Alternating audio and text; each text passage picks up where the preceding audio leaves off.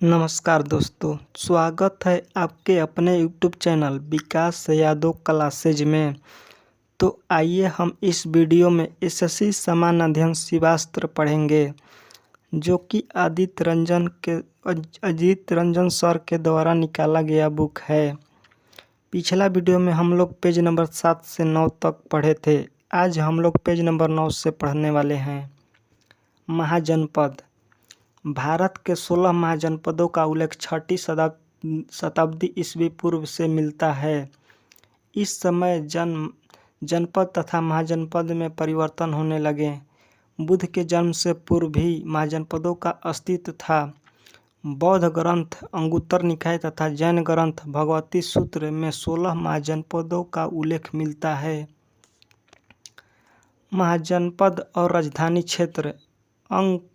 अंग का राजधानी चंपा, मगध का राजधानी गिरिब्रज और राजगिरी, काशी का राजधानी वाराणसी, कुरु राजधानी इंद्रप्रस्थ, वत्स राजधानी कौशाम्बी, मत्स्य राजधानी विराटनगर, गांधार राजधानी तक्षशिला, कंबोज राजधानी हाटक, सुरसेन राजधानी मथुरा, पंचाल राजधानी अहिच्छत्र कंपिल, चेदी राजधानी शक्तिमती, वज्जी राजधानी वैशाली और विदेह, कौशल राजधानी श्रावस्ती, मल राजधानी कुशीनारा, अस्मक राजधानी पोटली और पोतन, अवंती राजधानी उज्जैनी और महिष्मती।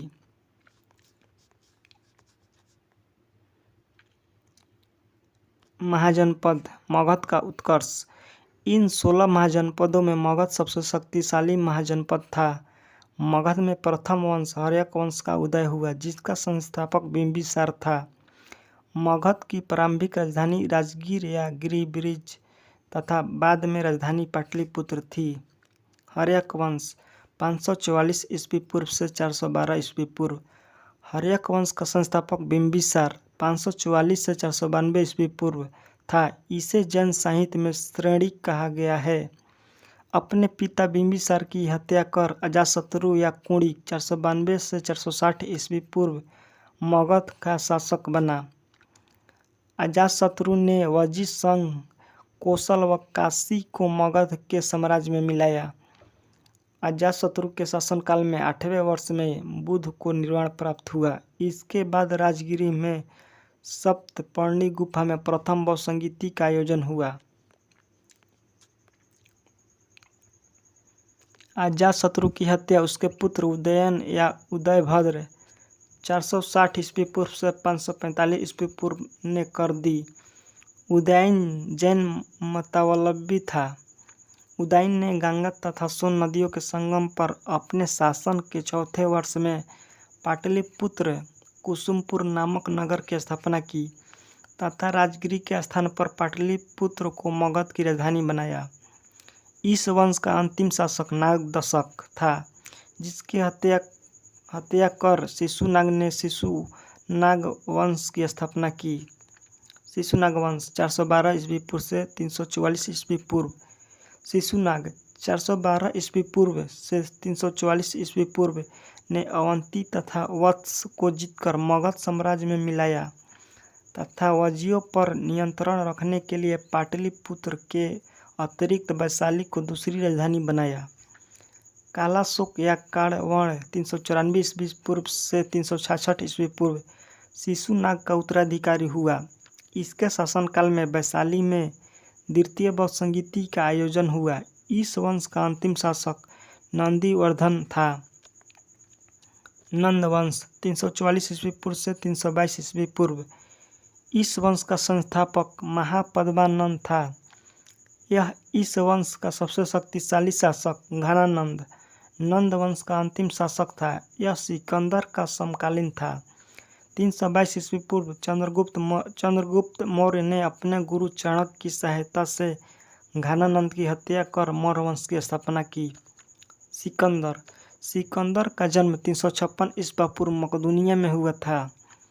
वह मेसिडोनिया मकदूनिया के शासक फिलिप द्वितीय का पुत्र था और अपने पिता की मृत्यु के बाद 20 वर्ष की आयु में वह शासक बना।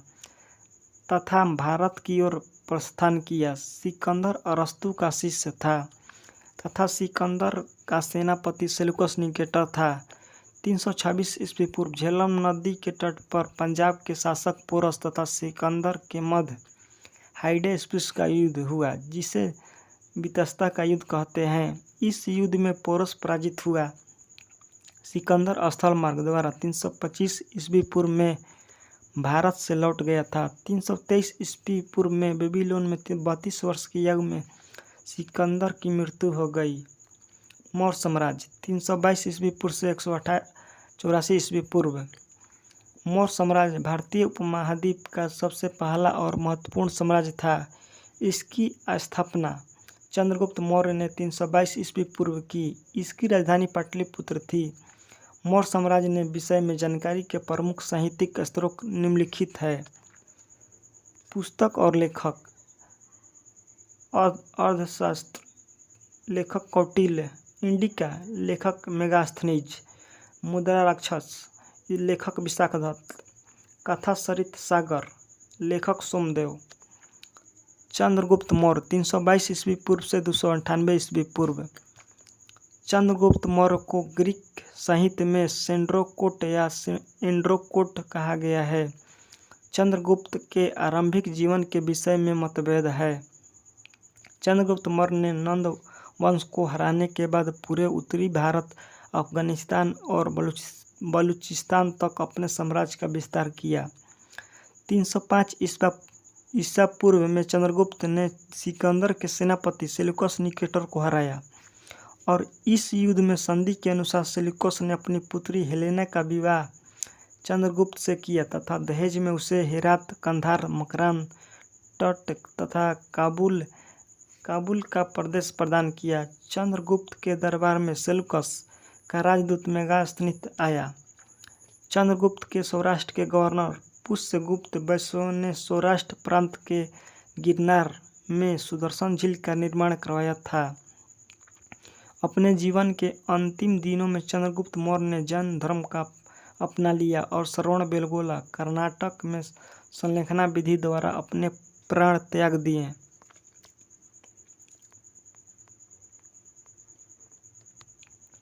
बिंदुसार या अमित्रघात 298 ईस्वी पूर्व से 273 ईस्वी पूर्व। यह चंद्रगुप्त मौर्य का पुत्र था। इसके दरबार में सीरिया के शासक एंटियोकस प्रथम ने डाइमेकस नामक राजदूत भेजा। अशोक 273 ईस्वी पूर्व से 236 ईस्वी पूर्व प्राचीन भारतीय इतिहास का सर्वाधिक प्रसिद्ध सम्राट था। सिंधली अनुश्रुति महावंश के अनुसार अशोक ने अपने 99 भाइयों की हत्या कर सिंहासन प्राप्त किया था। उत्तराधिकार का युद्ध लगभग 4 वर्षों तक चला, जिसके पश्चात 269 ईस्वी पूर्व अशोक ने विधिवत अपना राज्याभिषेक कराया। वह राजगद्दी पर बैठने से पूर्व अवंती का राज्यपाल था। सिंहासन पर बैठने के 8वें वर्ष अर्थात 261 ईसा पूर्व अशोक ने कलिंग पर आक्रमण कर विजय प्राप्त की, किंतु इस युद्ध में भीषण रक्तपात हुआ तथा 1 लाख के करीब लोग मारे गए। इस युद्ध में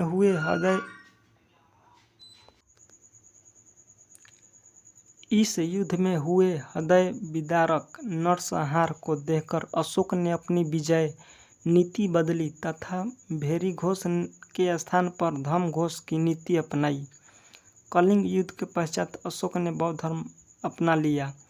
उपगुप्त नामक बौद्ध भिक्षु ने उसे बौद्ध धर्म में दीक्षित किया।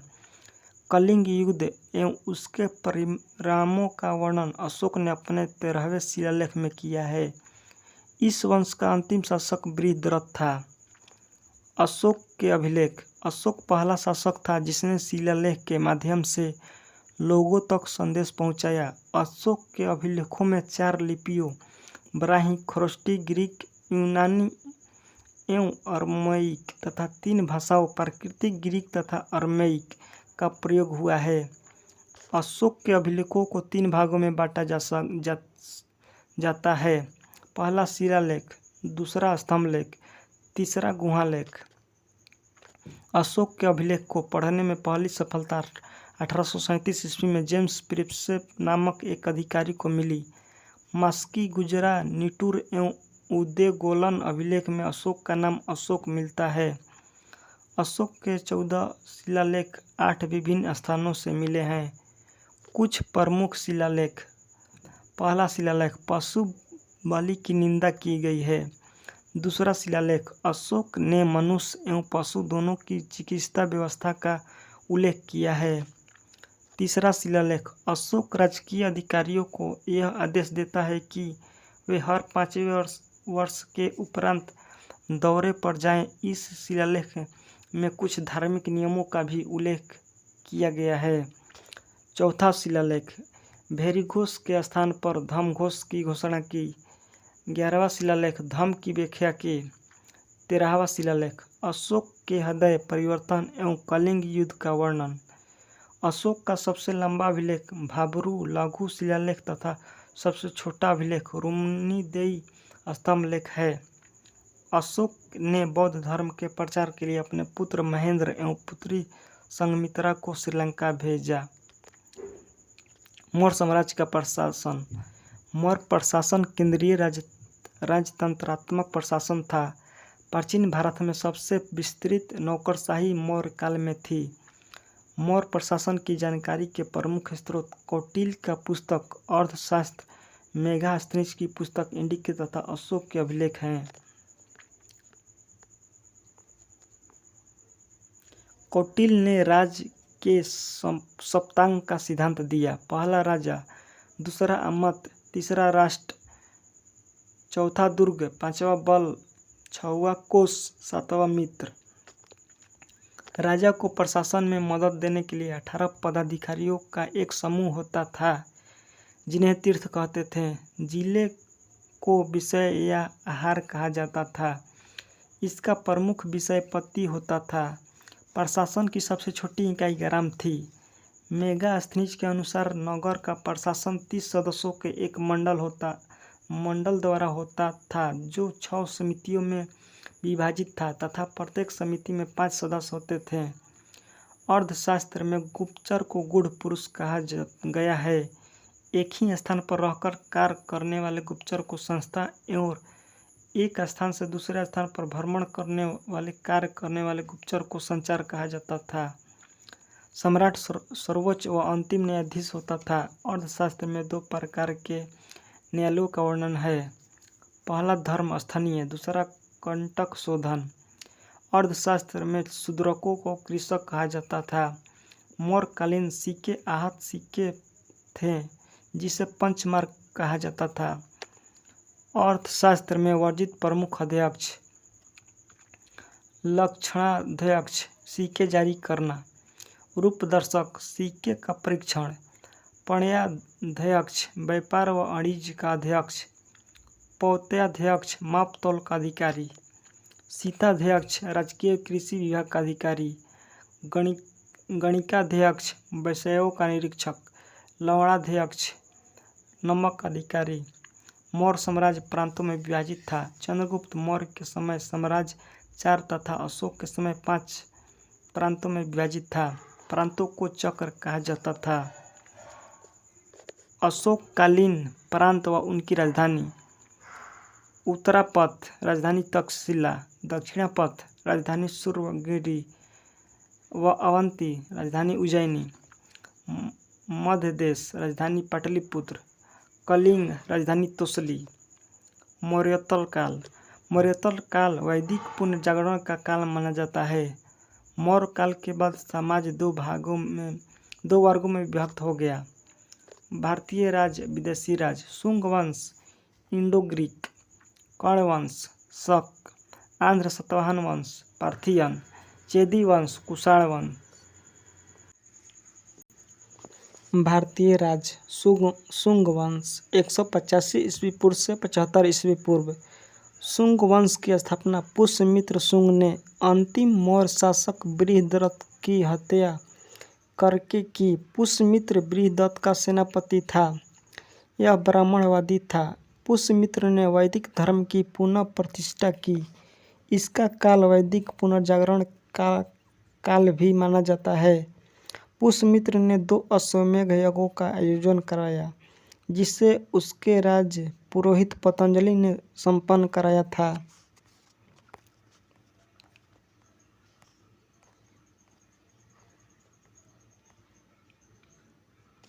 इसने सेनापति की उपाधि धारण की। इसकी राजधानी विदिशा तथा पाटलिपुत्र थी।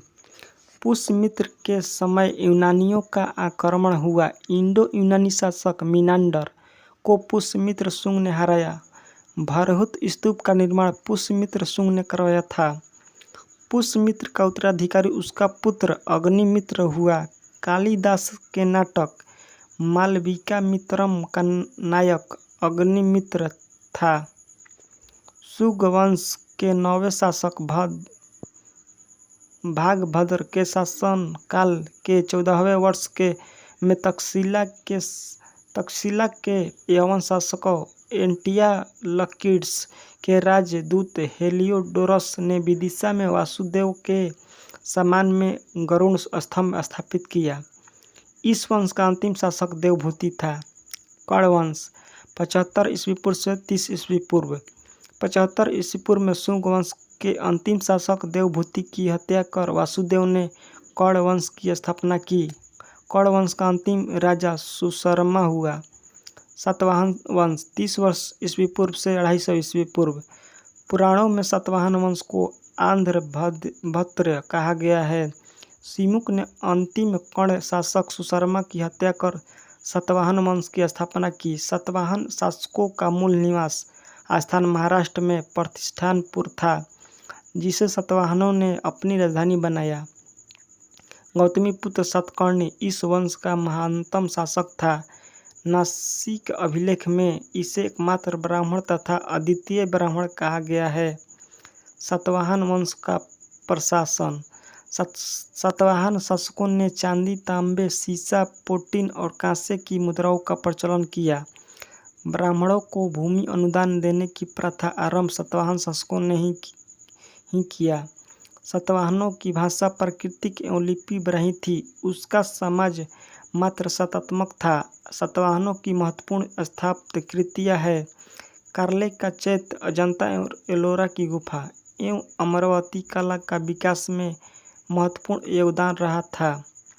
कलिंग या चेदी वंश इस वंश का संस्थापक महामेघवाहन था। सबसे प्रतापी शासक खारवेल था।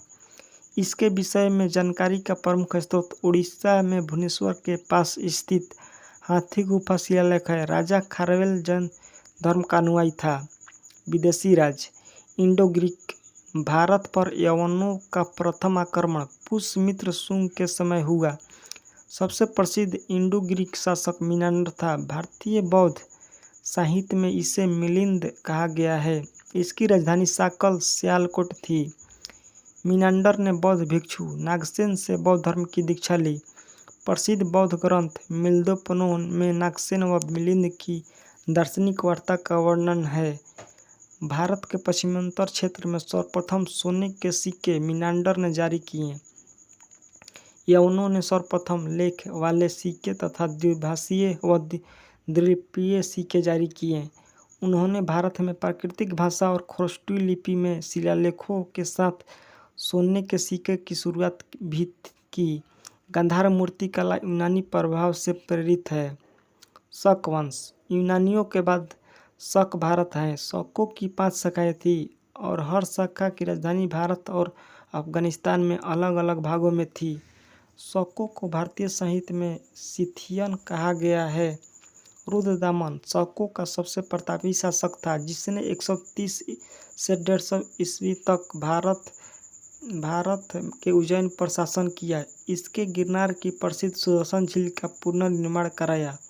रुद्रदामन का जूनागढ़ अभिलेख शुद्ध संस्कृत भाषा में लिखित प्रथम अभिलेख है।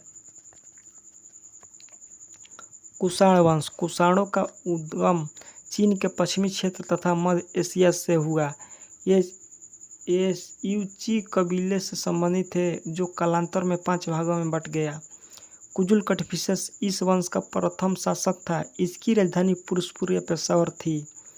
कनिष्क प्रथम महानतम कुषाण शासक था। इसे द्वितीय अशोक भी कहा जाता है। यह 78 ईस्वी में गद्दी पर बैठा, तब एक संवत चलाया जिसे शक संवत कहा जाता है। इसने देवपुत्र की उपाधि धारण की। कनिष्क के राजवैद्य चरक थे, इन्होंने चरक संहिता की रचना की। इसकी प्रथम राजधानी पेशावर और पुरुषपुर तथा दूसरी राजधानी मथुरा थी। यह बौद्ध मतलबी था। इसके शासनकाल में कश्मीर में चतुर्थ बौद्ध संगीति आयोजित हुआ। मानव के रूप में बुद्ध की आकृति का अंकन सर्वप्रथम कनिष्क की मुद्राओं पर हुआ है। तमिल भाषा का प्राचीनतम साहित्य संगम साहित्य है। संगम का अर्थ संघ या सम्मेलन। पांडव शासकों के संरक्षण में कुल 3 संगम आयोजित किए गए। संगम साहित्य में 3 महत्वपूर्ण राजाओं चोल, चेर, पांडव का उल्लेख मिलता है। द्वितीय संगम का एकमात्र उपबंध प्राचीन ग्रंथ तोकलापियम है, जिसकी रचना तोकलापियर ने की थी। चेर वंश। चेर राज्य की प्रथम राजधानी वांजी तथा द्वितीय राजधानी तोंडी थी। इसका प्रतीक चिन्ह धनुष था। उदयन जेरल इस वंश का प्रथम शासक था। इस वंश का महानतम शासक सेन गुटवन था, जिसे लाल चेर भी कहते हैं। बंदर चेर राजाओं का सबसे महत्वपूर्ण बंदरगाह था। चेर राजा रोमन साम्राज्य के साथ व्यापार से लाभ प्राप्त करते थे। चोल वंश। चोल राज्य की राजधानी उरेयूर तथा तंजौर थी। इनका प्रतीक चिन्ह बाघ था। उरेयूर सूती वस्त्र के लिए प्रसिद्ध था। करिकाल इस वंश का सबसे महत्वपूर्ण शासक था। पांडव वंश। पांडव राज्य की प्रारंभिक राजधानी कोरकई तथा दूसरी राजधानी मथुरा थी। इनका प्रतीक चिन्ह मछली था। पांडव राज्य का उल्लेख मेगास्थनीज ने किया। उसने बताया कि यह राज्य मोतियों के लिए प्रसिद्ध था। नेडुन जेलियन सबसे विख्यात पांडव शासक था। उसने रोमन सम्राट अगस्टस के दरबार में अपना राजदूत भेजा। ऐसे ही वीडियो देखने के लिए हमारे चैनल को लाइक शेयर सब्सक्राइब जरूर करें। मिलते हैं नेक्स्ट वीडियो में। जय हिंद दोस्तों।